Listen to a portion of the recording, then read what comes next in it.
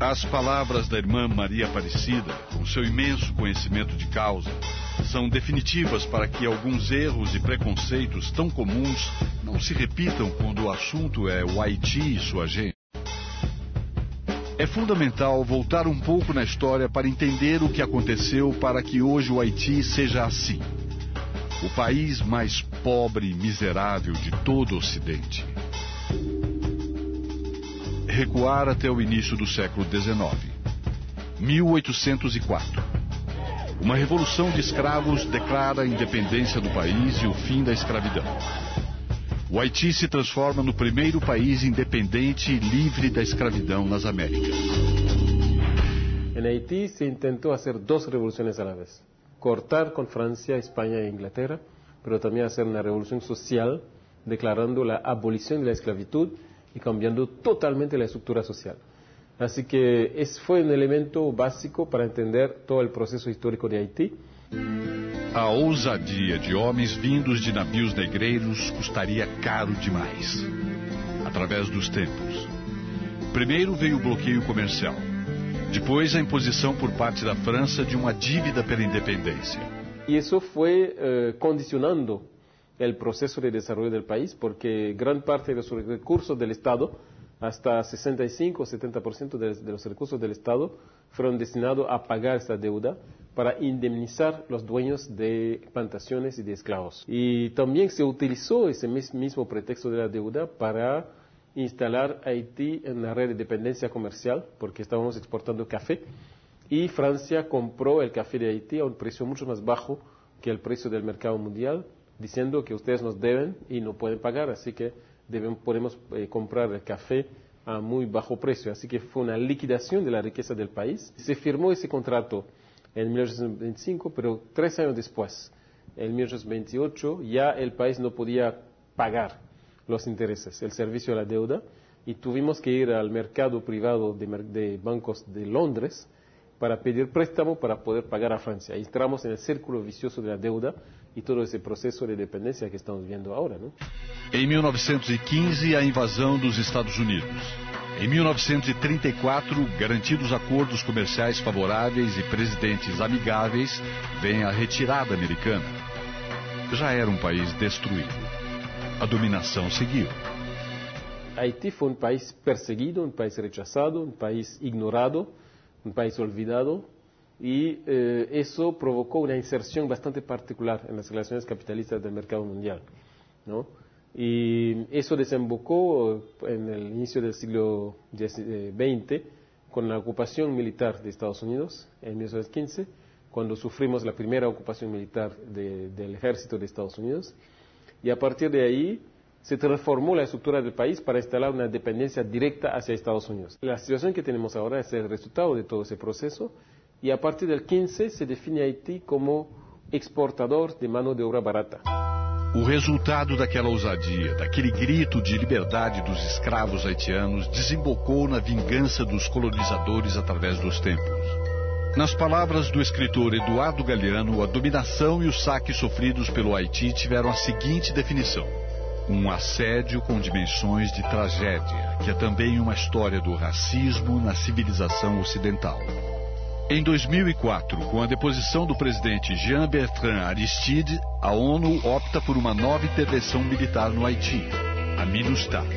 No lugar da ajuda em educação e saúde, armas. É todo um processo de desinformação sobre Haití a nível da prensa internacional. A gente pensa que Haití é um campo de violência permanente, gente que se está matando, muertos na calle todos os dias. Y eso no tiene nada que ver con la realidad, como tú has visto, ¿no?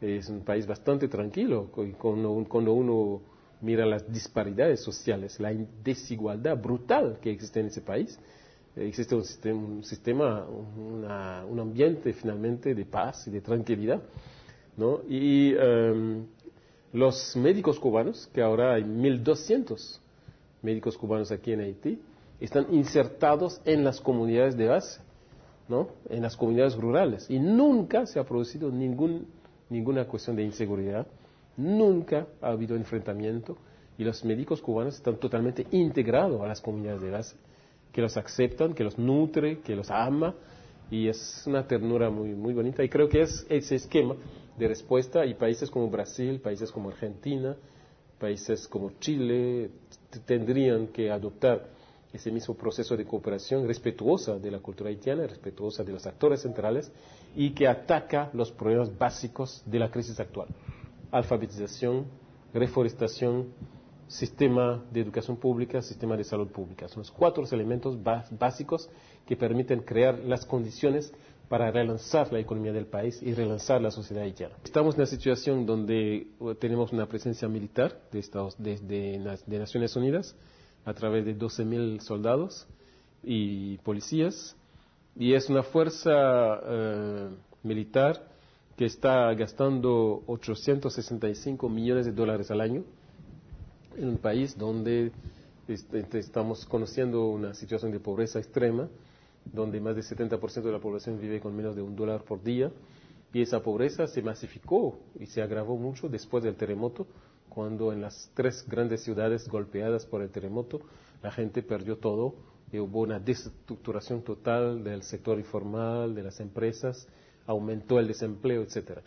Así que hay un contraste entre el nivel de vida de la gente de la MINUSTAH, los gastos militares y las necesidades cotidianas del pueblo. Lo que es chocante es que cuando uno mira los objetivos proclamados de esa fuerza, los objetivos principales proclamados en la resolución 1542 del Consejo de Seguridad de Naciones Unidas, dice: primero, restablecer un clima de seguridad; de segundo, organizar elecciones democráticas; y tercero, vigilar el respeto de los derechos humanos. Sobre esos 3 frentes es un fracaso total. Los recursos están siendo invertidos para traer armas, para entrenar militares, ¿no?, que no tienen nada que hacer, porque no hay un conflicto armado aquí, no hay enfrentamiento entre 2 ejércitos, ¿no? ¿Para qué tener una fuerza de mantenimiento de la paz cuando no tienes una guerra civil? Ano depois do terremoto que destruiu um país já debilitado, as marcas estão presentes em cada rua, em cada casa, em cada haitiano. Uma tragédia que também não pode ser debitada na conta da natureza e dos haitianos. El terremoto del 12 de enero del 2010 provocó un saldo enorme en términos humanos. Estamos hablando de 300.000 muertos, de 1 millón de huérfanos, 1.5 millones de gente en la calle sin techo, desplazaron más de casi 700.000 personas, es que un saldo enorme, que por supuesto no fue el resultado sencillo del terremoto, pero fue el resultado de las estructuras sociales y económicas del país, del tipo de Estado que tenemos.